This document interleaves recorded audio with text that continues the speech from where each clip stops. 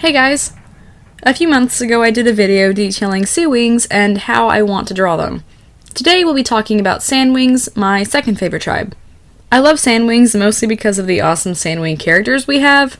Thorn, Keebly, Sunny, Six Claws Ostrich. I have a list. Plus, I'll admit their design has definitely grown on me over time. So to start off, I definitely imagine sandwings being one of these smaller tribes, but they would tend to be on the skinny side.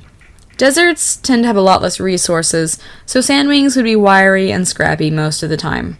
Tribes like sea wings or rain wings with lots of food available would have more diversity, I think, but aside from sandwings living outside the desert or the more successful sandwings, I think most of these dragons would be thinner. For me, sandwings are a bit of a basic tribe.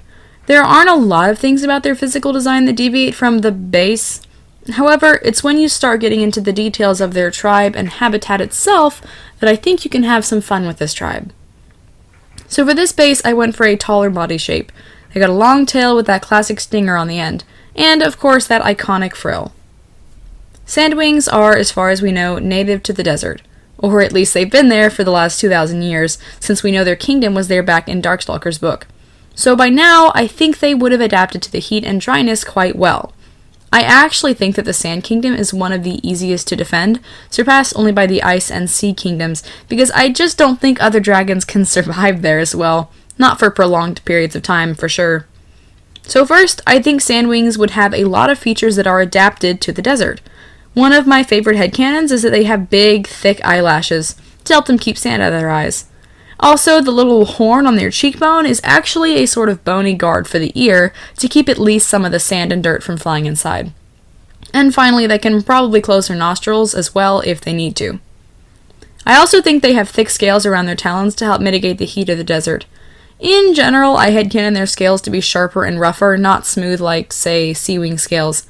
This way, when sand inevitably gets between their scales and claws, it filters out just as easily. And speaking of claws, they would be the opposite of sharp, jagged icewing claws. Sandwings have powerful, blunt claws, perfect for scooping sand away and burrowing. For coloring, sandwings have grown lighter over the years to better reflect the heat of the sun. I would also imagine that they have dark markings near their eyes on their face to help with the glare of the sun so that they can still see. In other words, they have perfectly evolved to deal with the desert. Now, only nightwings are shown to be nocturnal in the books, but a lot of desert animals are nocturnal to help avoid the sun.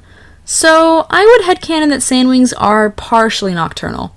If I were to design them, I'd say they sleep during the afternoon and early night, the hottest parts of the day.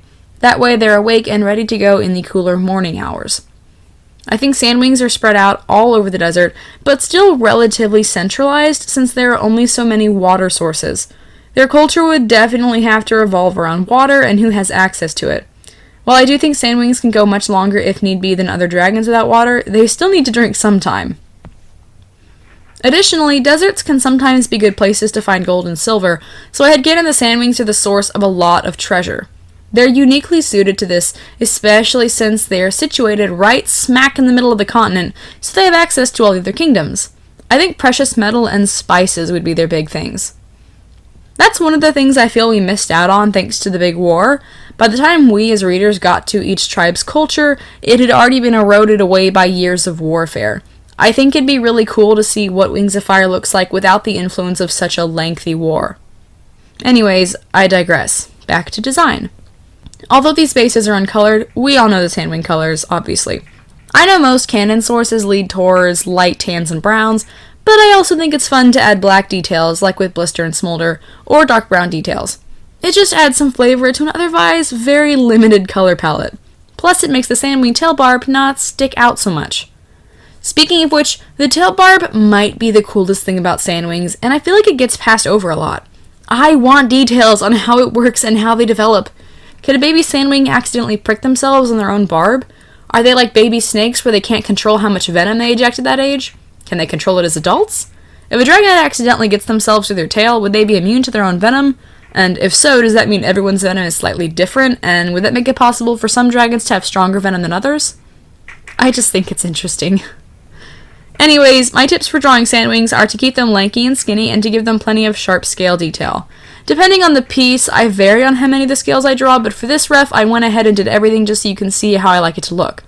Also, I tend to draw their wings about mid-sized, not too big and not too small. Anyways, this one's very short and rambly, so please forgive me. But like I said, for me, sandwings are kind of basic as far as design goes. I'm really more interested in culture and desert creatures and stuff. Please let me know your thoughts on sandwings in the comments. I love to hear them. Thanks for watching, and please have a wonderful week.